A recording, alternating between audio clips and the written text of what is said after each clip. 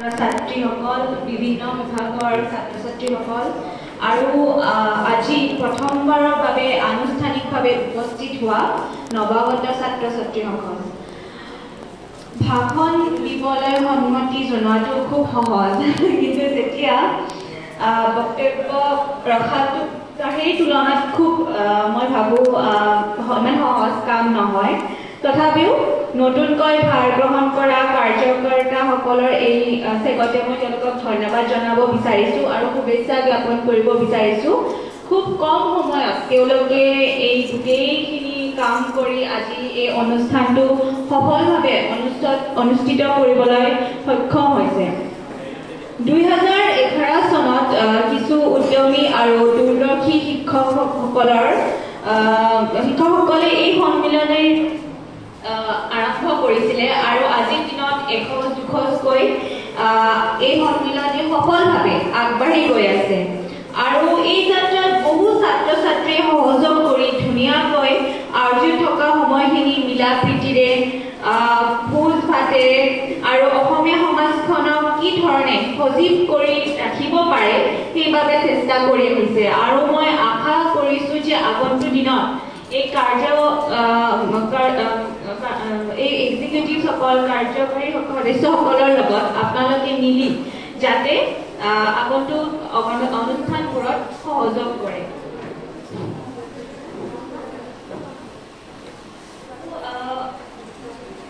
মোৰ আজি ক'বলৈকে বহুত বেছি নাই তথাপিও কিছুমান কথা ভাবি আহিছোঁ যিহেতু ক'বলৈ বাধ্য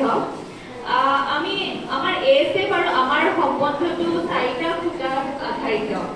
আমাৰ এটা প্ৰশ্ন মনলৈ আহিব পাৰে আজি আমি ইয়াতে কিয় why we exist আমি কিয় আহিছোঁ তো মোৰ কথা হ'ল এই চাৰিটাৰ প্ৰথমটো হৈছে প্ৰশ্ন আৰু বাকী তিনিটা হৈছে তাৰ উত্তৰ প্ৰশ্নটো হৈছে why we are here আমি কিয় আজি এএছএফৰ লগত মিলিত হ'বলৈ আহিছোঁ আৰু উত্তৰটো হৈছে আমাৰ উদ্দেশ্য আমাৰ অধিকাৰ আৰু চতুৰ্থ হৈছে আমাৰ কৰ্তব্য এতিয়া আহিছোঁ উদ্দেশ্যৰ কথা ক'বলৈ উদ্দেশ্য সমুদ্ৰত আপোনালোক এএছএফৰ উদ্দেশ্য হৈছে আপোনালোকে কাৰণ আপোনালোকে নাথাকিলে এএছএফ নাথাকিব এএছএফৰ কোনো কি কয় এক্সিষ্টেঞ্চ নাই তো সেইকাৰণে আজি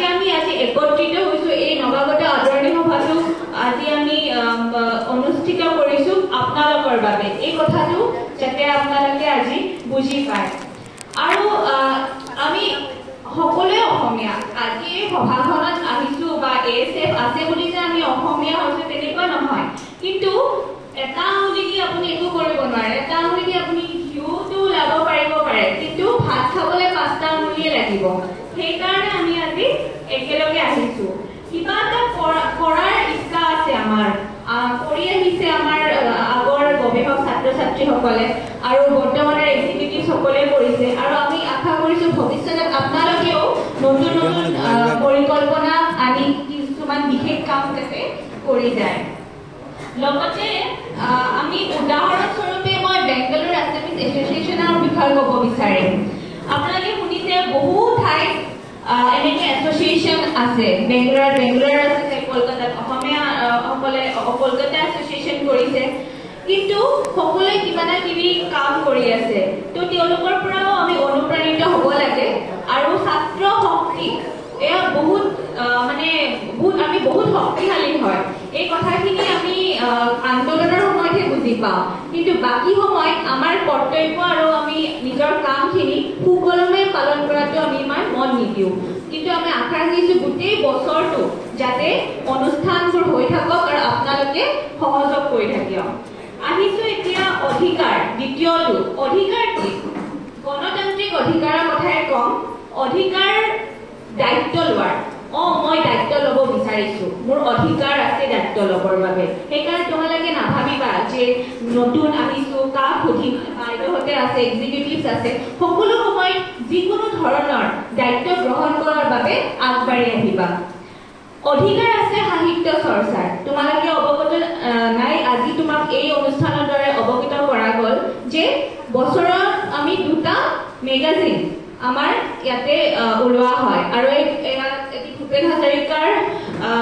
তিথি উপলক্ষে আৰু আমাৰ বিহুৰ সময়ত ৰঙিনী ৰণ বুলি আমি এটা ইনগ্ৰেট কৰি মেগাজিন তো সাহিত্য চৰ্চাৰ ক্ষেত্ৰতে তোমালোকৰ অধিকাৰ আছে আৰু মই ভাবো আগন্তুক দিনত তোমালোকে সেই অধিকাৰ সাব্যস্ত কৰিবা চতুৰ্থটো হৈছে তোমালোকৰ কৰ্তব্য সবতকে মূল্যৱান আৰু সবতকে টান এইটো এইকাৰণে টান কাৰণ অধিকাৰৰ কথাটো আমি ভালকৈ জানো ৰাইটছৰ কথা আমি সকলোৱে মনত ৰাখো কিন্তু যেতিয়া কৰ্তব্যৰ কথা আহে ৰেছপন্সিবিলিটি সেই সময়ত আমাৰ কিন্তু পিছ হুকাই আহো যেনেকৈ আজি অধিকাৰ আছে তোমালোকৰ নৱাগত আদৰণি সভাত অহাৰ কাৰণে কিন্তু কিছুমান ছাত্ৰ ছাত্ৰী আজি অহা নাই কি ঠিক তেওঁলোকে কৰ্তব্যটো কৰা নাই আমি সমালোচনা কৰা নাই তেওঁলোকক কিন্তু মই ভাবো আগন্তুক দিনত এই দুটা কথা দুটা বস্তু দুটা শব্দৰ মূল্য যাতে তোমালোকে বুজি পোৱা এতিয়া কৰ্তব্যৰ ক্ষেত্ৰত কি অসমীয়া জাতিক একত্ৰিত কৰি ৰখাৰ এতিয়া অসমীয়া জাতি একত্ৰিত নাই নেকি আছে কিন্তু একতাৰ বাবে কেতিয়াবা আমি কিছুমান কৰ্তব্য পালন কৰিব লাগিব যেনেকৈ আমি বিহুখন পাতিলো আমি সকলোৱে একেলগে সহযোগ কৰিব লাগিব আমি মেগাজিন এটা ওলাইছো তাতে তোমালোকে লিখি পিনে তাতে তোমালোকে যেনেকৈ সহযোগ কৰিব লাগিব আজি তোমালোকে আহি যা তোমালোকে নিজৰ কৰ্তব্য পালন কৰিছা তো আৰু কিছুমান কথা ক'ব বিচাৰি এটা হৈছে যি উদ্দেশ্যলৈ ইয়াতে আহিছে আজি যাৰ কথা ছাৰসকলে ইতিমধ্যে কৈছে দুয়োগৰাকী শিক্ষকে বহুত ধুনীয়াকৈ তোমালোকক উপদেশ দিছে সেই উপদেশবোৰ মনত ৰাখিবা মাষ্টাৰ্ছ লাইফ মই গৱেষক ছাত্ৰী হয় মই এইটোৱে ক'ব বিচাৰিম যে বহু সোনকালে শেষ হয় চকুত মাৰি খোলাৰ লগে লগে মাষ্টাৰ্ছ লাইফ শেষ হৈ যায় তো সেইকাৰণে এই 2 বছৰ যাতে তোমালোকে নিজৰ ছাত্ৰ আৰু ছাত্ৰী জীৱন উপভোগ কৰা আৰু লগতে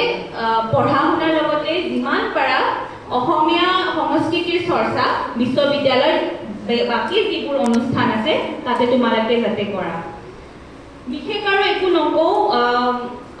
শেষত এটাই কথা ক'ম যে ধন্যবাদ জনাইছোঁ সকলোকে আজি ইমান কম সময়ত এই অনুষ্ঠানটো কৰাৰ বাবে আৰু আজি সঁচা অৰ্থত ৰণৰ বাকৰিত মহামিলনৰ তীৰ্থ হৈছে আৰু all credit goes to all of you who are present here আৰু এইখিনি কৈ মই মোৰ চমু বক্তব্য সামৰণি মাৰিছোঁ ধন্যবাদ